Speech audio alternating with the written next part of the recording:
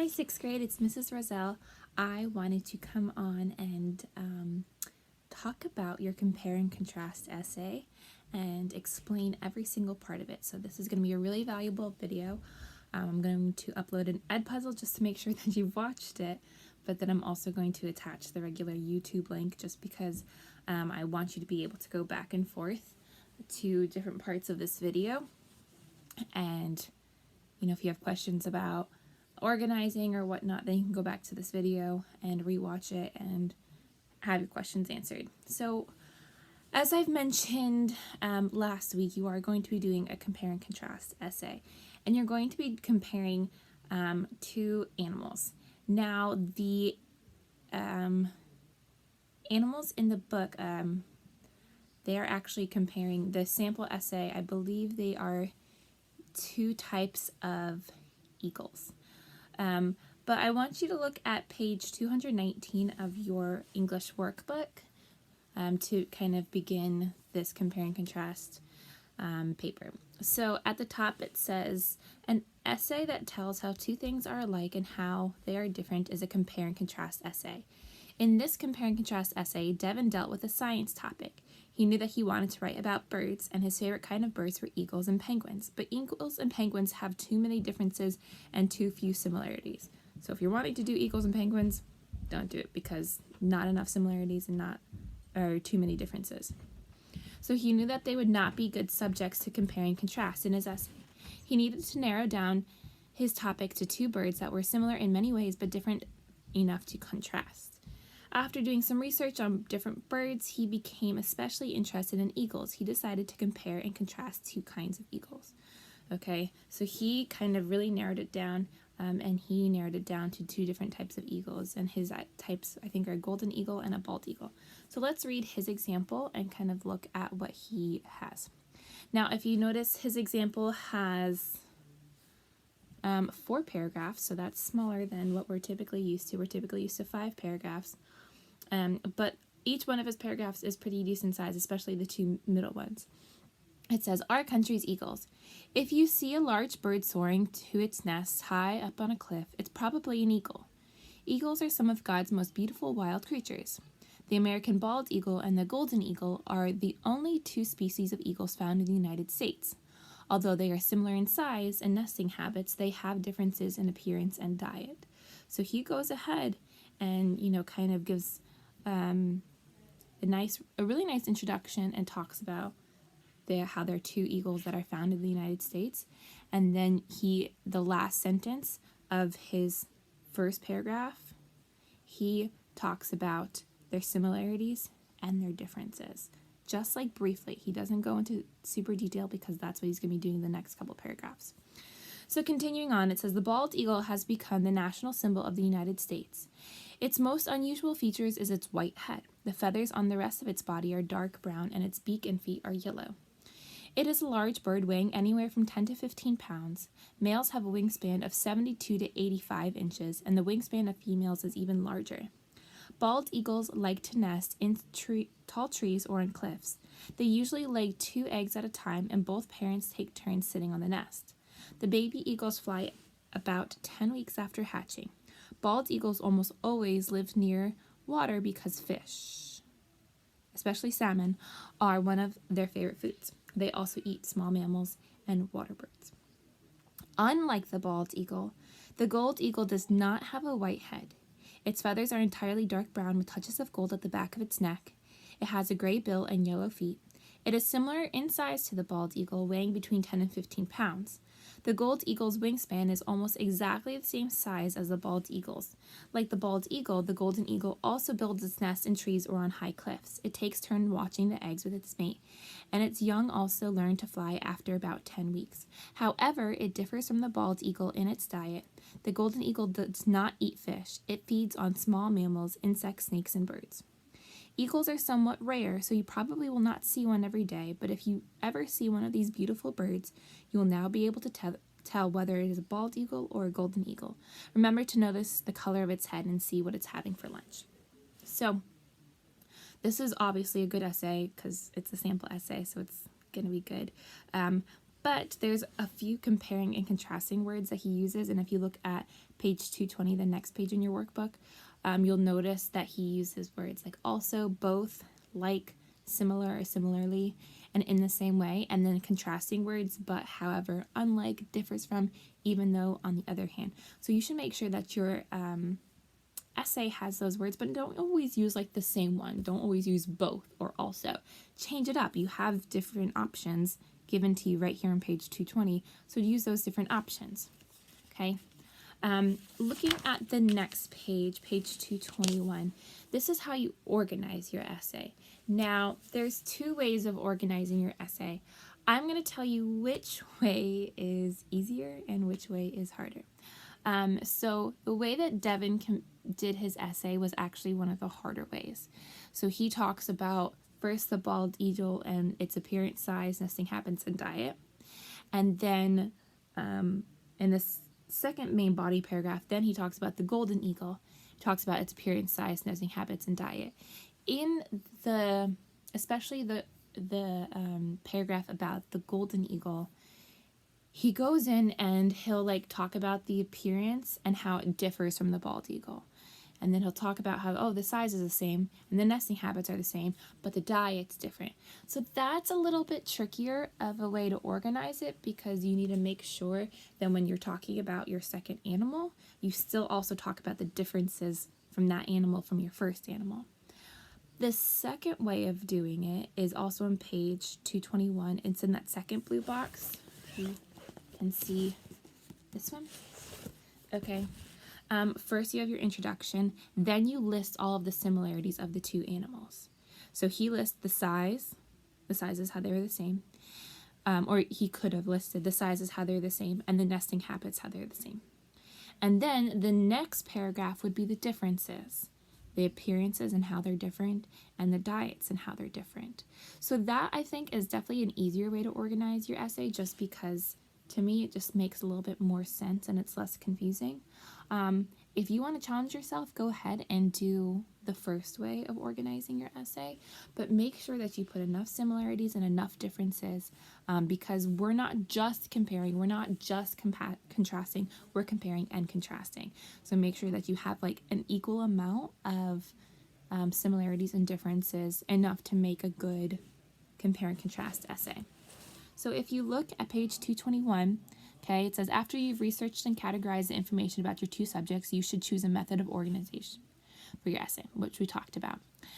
So by similarities and differences, which is the second way that I talked to you about, it says provides a concise organization if you have more than 4 points of comparison to discuss the essay, allows reader to get a clear understanding of the similarities and differences of your two subjects, and keeps you from having to repeat points. If you do it by subject, which is the first way, the way that Devin did it, it allows you to discuss more details about each subject and reveal slight differences, even in points of similarity, allows readers to get a clear picture of each subject as a whole, in addition to the similarities and differences, is often easier for readers to follow because it does not switch back and forth between subjects. So I would definitely agree with the last point that it is probably easier to read, but it's not as easy to write. Okay, I don't have a problem reading, so I would definitely, this is just me, I would suggest doing by similarities and differences, but you do not have to do it that way. Okay. Turning over to the next page, this is when you research your subjects. Now, by this time, you've already picked your subjects, and what you'll need to do is do your research. Okay, you'll need to go ahead and Google, find out what your animal looks like, kind of think with along the lines of the different topics that they talked about here. So what they look like, where they live, what they eat, and what was the last one? Yeah, that's actually 3 big ones. What they look like, where they eat, what they look like, where they live, and what they eat. Those are 3 big things. So as long as you find those things about your animals and they're similar enough or different enough, that should be good. You can also add different things like just different interesting facts. I know for like llama and alpacas, one of them is like taller than the other. One of them eats a little bit different than the other, but they both like spit. Okay, that's like a weird thing about llamas and alpacas. They spit when they're like annoyed at people. I think it's for both of them. It might only be for one. I don't actually remember.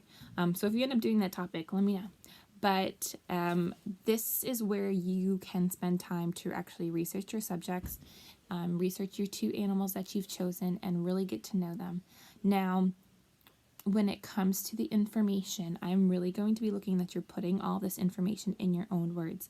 I had a lot of students last year who would just kind of like, in a sense, copy and paste, maybe change up like one, maybe two words in the sentence compared to what was online. And all I have to do basically, and it's much easier now that everything is submitted online, because all I have to do is, if I think that you're taking someone else's words, I just copy and paste that sentence into Google and it will come up. So please, please, please make sure that you are paraphrasing meaning taking something and putting it in your own words, or summarizing. That's kind of the same thing. Summarizing the information that you read, because you're going to know the topic so much better if you take what you read, kind of think about it, process it, and then repeat it, but in your own words. It's going to sound much more like a sixth grader wrote it rather than someone who's not in sixth grade. But on page 223, you kind of see how the information is broken down. So you have bald eagle, they have all of the information about bald eagle, and then golden eagle, all the information about golden eagle.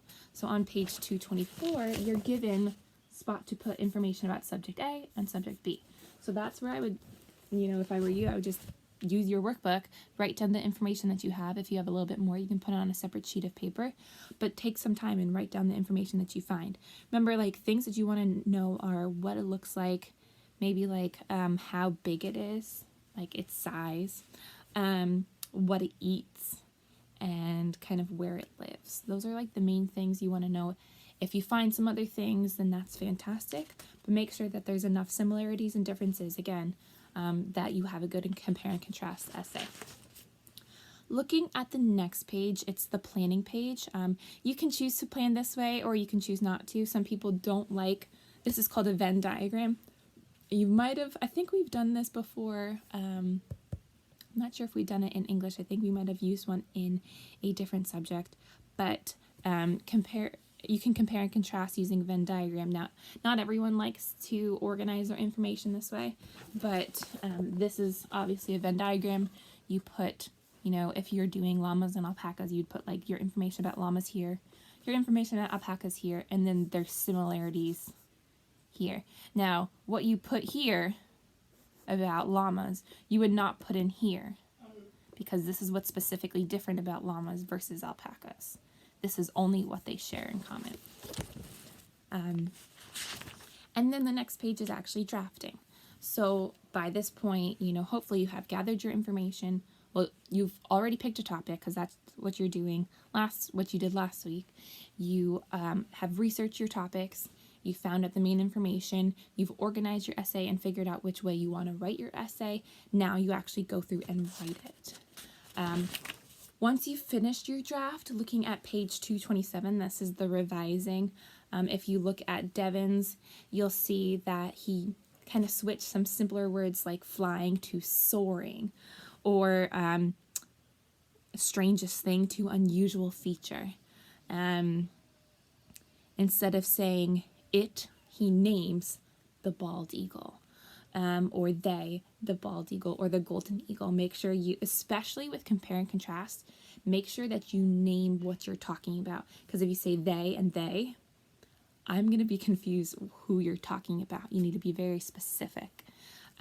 Always, always, always look at the revising checklist, which is on page 228. Make sure your essay has a clear method of organization, has an introduction that leads to the main part of the essay, gives enough detail about each subject, but not too much detail about one and then not enough about the other, that you have longer sentences and shorter sentences. The essay uses comparing and contrasting words also, but however, whatever is on page 220. Precise descriptive language. Don't just say that was a big animal. Okay, you can say it's it's a monstrosity of an animal or whatnot. Be creative with your vocabulary. And the essay has a conclusion that sums up the major points of the essay. I'm really going to be looking for some solid introductions and conclusions as well, obviously, as your main body paragraphs. And then the next page, page 229 and 230, this is your proofreading checklist. Did you indent the first line of each paragraph? Did you check for fragments or run-on sentences? Did you use capitalization correctly? Did you use punctuation correctly? Look for mistakes in grammar. Look for misspelled words, okay? You have people at home with you. Have them read it over. If they think, maybe you should reword this, take their suggestion, because that's probably what I would tell you, okay? A couple things about your essay. It should be about a page to a page and a half, typed 12 or 14 font, double space, like we typically do in class. Because what I was noticing with your last essays is that I had a lot of people using really, really big font to make it seem like it was longer than it actually was. But what I actually went through when I was grading them is I highlighted it, put it back to size 12, and I'm like, oh, this is really only half of a page. So make sure you're, having a good amount of information. It should be minimum a page, 12 or 14 size font, double spaced, like we typically do in class. Now, I would definitely prefer you either use Times New Roman or Arial font, just because it's a lot more professional looking. But if you have questions about this throughout the week, please email me. Let me know. I'd love to maybe even get on a Zoom meeting with you and just work out what you're confused about. And that way, we can definitely work on getting even better essays than the essays that we had last time. All right, so happy writing, guys. Email me if you have any questions.